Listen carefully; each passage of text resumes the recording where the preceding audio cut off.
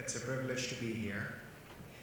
And so much of what we talked about the past couple of days is for sure going to resonate with whatever experiences we have to share as GE Transportation and now as Bappa.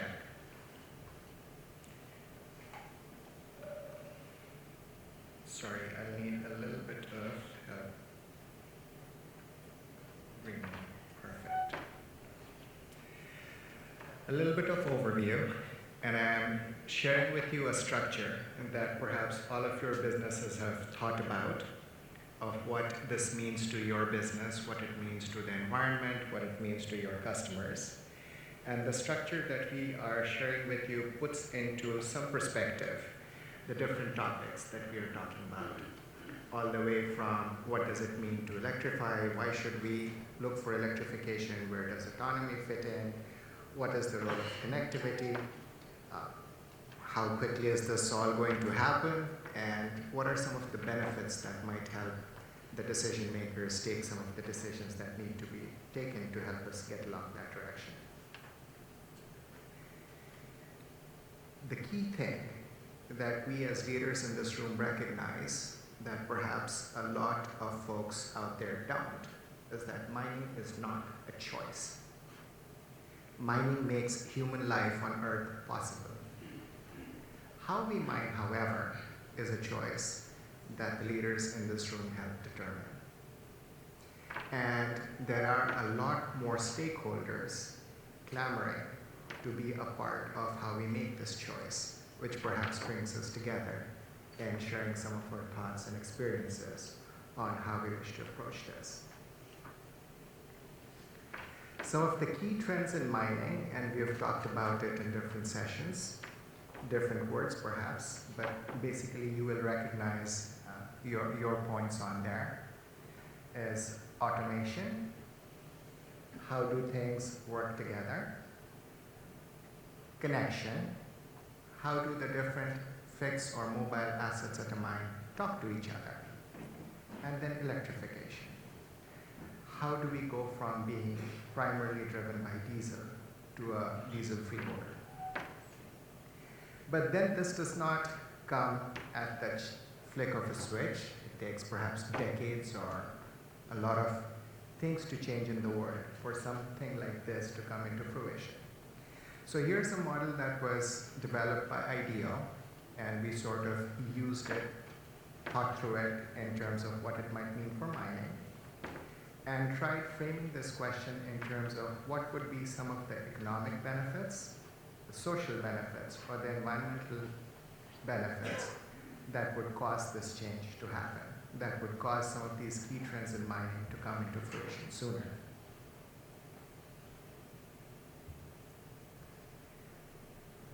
When you look through it, it's fairly straightforward, and you and your businesses take into account these different levers, these different criteria, as you're pulling together the business case or the reason for why your company should change or why the mine should consider a different technology, and what would be the timeline for that decision to be made.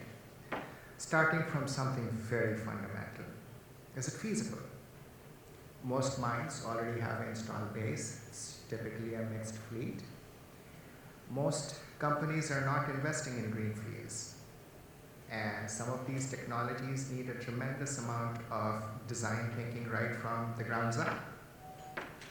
So when we talk about feasibility, it's perhaps the most fundamental thought. If we are talking about these different technologies to happen, being able to take what the mine has, what the company has invested in, into the future becomes a critical part of the discussion. Then there's desirability. What are the levers for the mine or for the business that would make that mine or that business want to do this? And it could be different. It could be a visionary desire for sustainability, for protecting the environment. That might be something that the shareholders are requiring now. Or it could be something more straightforward, like, is it secure to get diesel to the facility in the middle of the jungle or in the middle of the desert? Do we have to fly in our diesel to this site because it's just so dangerous to bring it to the mine site over the roads? So when you have these very special situations, it might suddenly lead to a business case that would drive this decision along faster. And then comes the rest of the normal items of the business case. So how do we deal with a technology like this that has many new elements? And how do we work with this technology throughout the life cycle of its application? We were hearing a little bit of a discussion of, so if we go in the direction of batteries, who wants the batteries? It assumes that batteries are sold. What if the batteries are just rented? We never sell the batteries. The batteries are always the suppliers to keep, maintain, and handle. So maybe a different kind of a business model that is not so common today, but might be required for this sort of a technology to go forward. When we talk of electrification, and for a lot of you this is pretty straightforward, there are some obvious advantages to electrification than mechanicals, and I'll just focus a lot of my discussions today to surface mining. Underground mining has a whole different set of business levers that drive decisions. So focusing on surface mining and focusing just on the haulage part of it, because this is obviously a much larger question. The absolute fundamental concept before we go down this whole path of what works better is mottainai. It's a Japanese word that means don't waste. Other words, waste not, want not. So if you think of the haulage vehicles as absorbing energy and then transmitting the energy to the ground to serve a purpose, this entire flow of energy becomes critical because the less energy you use to start with, the less energy you need to achieve that purpose, to achieve that mission. So we took this concept of mottainai and turned it into some very practical, step-by-step, continuous improvement kind of innovations in the different systems. And I would like to give a shout out to our partners Komatsu, because a lot of our experiments and a lot of our learning in this direction is together in partnership with them. In terms of just choosing to do things perhaps slightly different, we can get some pretty significant benefits. A lot of systems today, primarily driven by the engine for cooling, are tied to the engine speed. So if you need more speed, you would typically have to run your engine at a higher speed, which means you consume more energy, more diesel, more emissions, so all of that sort of tied together. But what if you were able to do this intelligently and relieve the engine from what it's typically doing today? And we have these technologies that we have brought forth into product, and that gives you some very nice fuel benefits. And this is just using our current technology, doing things a little bit different, but keeping the concept of don't waste right up front. We can do things better today with what we have. And then we can do things a little bit different. This is a journey that we've been on for a very, very long time, and I'll share some of this with you. As GE, we have learned a lot to the tune of what doesn't work, and we have spent billions in tuition for that learning. And as you'll see, we have used that learning to focus on some very, very key areas where we know that we can make a difference, and that difference will turn into something that's very viable. What I'm sharing with you are just some examples of a transition. Say a 240-ton truck, today powered by diesel. It is not just going to turn into a battery-operated truck anytime soon. And this is from the perspective of a company that is exploring this technology not just for hauling vehicles, but we are using this technology for locomotives. We are using this technology for ships. And we are pulling all our learnings from these different areas with a similar overarching goal to see what difference can we make into the world of mining. The obvious next step in a multi-step journey is to look at a hybrid system, and that's extremely common if we look at automotive, with the obvious benefits and obvious costs, and it's a step that is easier for a fleet like that exists today, that the mines that have a certain design structure today, it's easier for them to take this little step forward. And then there's a vision of the future that might eliminate the engine as a power source and go completely to a battery-operated truck. But then comes the question of, so what powers the batteries? If you were thinking of using the retarding or some braking to charge the batteries, you would need a sine wave kind of a haul road to be able to get anything useful out of the batteries, and that's not going to happen. So there are some very practical aspects of this that need to come into play, and some very special features of a mine or of an application that might bring this to bear sooner rather than later. The benefit of doing this, the benefit of being able to make the incremental changes to today's technology so we are not wasting any energy, and then looking forward to what would be the gains from exploring an alternate technology or a complementary technology like battery or trolley systems, obviously makes a big difference to the OpEx of the mine site, and then the decisions that they make and how they select the equipment. Again, these trade-offs are fairly straightforward, and a lot of you have seen this in your businesses. I'm just putting it together, perhaps a high level. And obviously behind all of these, there are numbers that are very near and dear to the heart of the mines, because this is something they live with every day.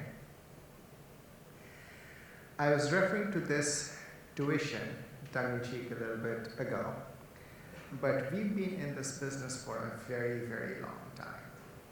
We've been in this business on the underground side, on the surface side. We have explored this on locomotives. And what we have learned is that we really don't want to be in the chemistry. I'm basically summarizing decades worth of learning in this one strategic decision. At one point, we were absolutely sure that there is nothing in the market that meets our needs.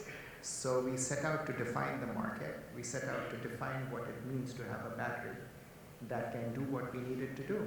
And we created it. But then just the cost of dealing with it and with what it would take to make it work, and a wide word out there, was more than even GE could bear. So the strategic approach that we have taken is to focus. The opportunity that automotive or communication has in developing battery technologies is just significantly larger. So we know that the chemistries that they're developing are not ideal for our applications. They're obviously developing it for what they need, and our applications are extremely intensive and different. So our thought process is that we should use the cells that are being developed. We shall look at reasonably robust cells at the lowest possible cost. Our focus, though, will be on the battery management system as energy integrators, as energy managers. We look at ourselves as being agnostic to the source of energy. First of all, we want to make absolutely sure that we are not wasting energy. But when we receive that energy, how do we make it work in the most efficient way for the mission? So what this means is, when we have these cells to work with, and the cells will keep evolving, changing in time, because energy density is increasing at a phenomenal pace, we focus more on understanding in extreme detail what is happening at the cell. And then when you put a system of cells together to create a block and then a pack, how does all of this come together in a way that is incredibly safe and still meets our load needs? So when I talk about safety, we had this discussion just a little bit ago. We have onboard computers today that are so significantly more powerful than that existed even a few years ago, that our computers can run edge algorithms and predict before a runaway event happens. So it's not something that will happen instantly. There are so many leading indicators and markers that something bad could happen if you don't make some choices right now. And we have algorithms to predict that with a reasonable certainty. And that's what we bring to bear. Our focus, our entire focus now, is to make sure that we manage that energy as safely as possible. And we are trying this out in different places. We are trying this out with battery electric locomotives. We have one bid with California Airport, CARB, and we are working in partnership with them to have battery electric locomotives working in California. And one of these already exists, and it's making trial runs in California now. And it'll be interesting to see how this technology evolves. Similarly, we are working with some other mining companies that are extremely invested in a diesel-free future. So we are working with them to try and define what does it mean for them, and what would a locomotive like that look like, what kind of emission would it have, what kind of challenges do they have, and what can we do to make it financially viable for them. On the hauling side, Ron Crawford from Komatsu referred to this experiment that we ran with them. And yes, it moved, and yes, we did realize some fuel savings, but it was so expensive. This is a pilot, a demonstrator, and we know we can do this, which is why it was so important. And some of the learnings from 2008 went into our underground mining business in 2014, where we had load haul dumpers using some of these technologies, some new technologies to try and manage the energy. And now, in 2019, 2020, we have a lot more that we are bringing to bear in terms of what's next for these technologies. This just gives you a sense of the different chemistries that we've played with. This is evolving. And I know you have a lot more detailed understanding of these as well, certainly if you're in this business. And it's pretty clear that energy density, even though it's growing at a rapid pace, is nowhere close to what diesel packs. Diesel is just a lot heavier in terms of density. And for us to be able to meet those kind of requirements, the next couple of steps really cannot go away from diesel right now. Diesel is here, and our best way forward in these incremental steps towards progress is to reduce the level that we depend on diesel and reduce our usage of diesel, perhaps using batteries or trolleys or some of the technologies we've talked through. Trolley technology is not new, at least 70 years old, and as General Electric, we have a very, very long history with trolleys. One of the things we talk about is that General Electric was in our name, so we started with trolleys a long time ago. However, the development of trolleys as something that's standard, something that's mainstream, did not happen that straightforward in mining. You still have trucks running around with trolleys on them, but it was not something that was adopted across widely because of a very simple reason. There's a massive cost associated with the infrastructure for a trolley. Perhaps one of the numbers that you have used yourself is for a single mile of infrastructure, you would need at least $1 million. Trolleys are not simple to use. Trolleys require a very clear design thinking right from when you're designing the mine. If you already have a mine in progress, you have mining in progress, then there are certain parts of the mine you can use trolleys, and there are certain parts you can't. So it becomes a very strategic decision of where you use trolley assist, how do you bring it to reduce your diesel burden, and where do you take it forward. Now there are mines that are exploring this to a tremendous degree, and all of us have heard about the experiments done at Belinden. We have heard about some of the other really nice work that's been done by Volvo.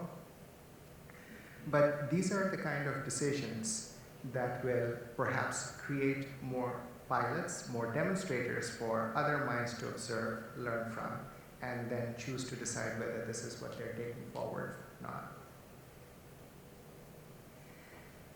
The interesting thing for our business today is that we can look at how trolleys function across different industries. On the bus side, on trams, this is very common today. The power requirements are completely different, but there are some sophisticated controls technologies that go into these systems that we can bring into mining. For ferries, the load capacity is amazing. However, they have different charging requirements. You can't just run a trolley across the lake. So their charging requirements are different in how they bring the ferry to the site and how quickly you have to charge. So there are technologies, quick charge technologies for a very, very high load that we can learn from that part of the business and bring to mining.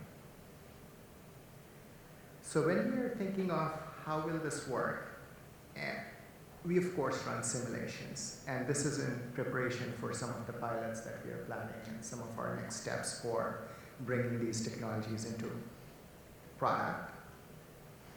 Is you start with the base truck, completely diesel powered, and then we try different experiments with, so suppose we have partial battery, and the battery just charges through braking, retarding. Then we go into a system that is all battery powered, and it is powered through a trolley. Or alternatively, given some of the restrictions that we talked about for trolleys and the trolley infrastructure, what might it look like if we used fast charging technologies to do this? And we ran some simulations on this for different kinds of profiles. The first profile was flat, something downhill, something uphill, and then a combination profile. It's perhaps hard for you to read. There's just so many different data points on there, but I can make some salient points for you. That obviously, the more variation you have in your profile, the better it is for technologies like this, because you need an opportunity to charge the battery, and then you need an opportunity to use that power in the battery and bring it to bear. The second important thing to notice is that every time that you use a battery or you use a trolley assist, of course your diesel consumption goes down. But then there are costs associated with that infrastructure, and then it becomes a fine balancing point of how much money do you wish to invest in the battery portion of it. It becomes a trade-off you're making between your OPEX and CAPEX. And these are different divisions in the mine site or in the mining company that sometimes make these decisions. So it becomes a little bit more complex. It's not just a question of what is the most technically superior solution. There are a lot of different aspects to it that might make a mine choose a certain set of technologies to work together. A mine might decide, yes, for this section of my haul road, I'll need the trolley infrastructure. For this portion in the pit, I will need a fast charger, or I'll have my chargers back in the maintenance shed because I will rotate my trucks around. A very interesting part of this discussion is, so how does autonomy play into this when the trucks are able to manage themselves most optimally? Because now you have the flexibility of the trucks recognizing when they need to get charged, and they head on back to the shed, to the quick charger, get that energy back in, and then they're put back into play. So if I could pull it together, for us, the future is electric. That is pretty much the writing on the wall, and we have our business, our strategy aligned across the entire value stream that we serve towards that future. We are very pragmatic about how quickly that future will be there, and we are taking the steps that we need to in terms of investments, in terms of strategies, to make sure that we have a sustainable business every step of the way towards that future. In terms of our approach to the energy debate, whether it's coming from diesel, whether it's coming from batteries, is that we are agnostic to the source of energy. Our promise to ourselves and to our customers is that we shall not waste that energy once we have it. And we shall also explore newer technologies to try and reduce how much energy we need in the first place. And then, of course, the flexibility and the benefit trade-offs, as well as the applications and the infrastructure trade-offs, are a large part of what will drive this future. Thank you.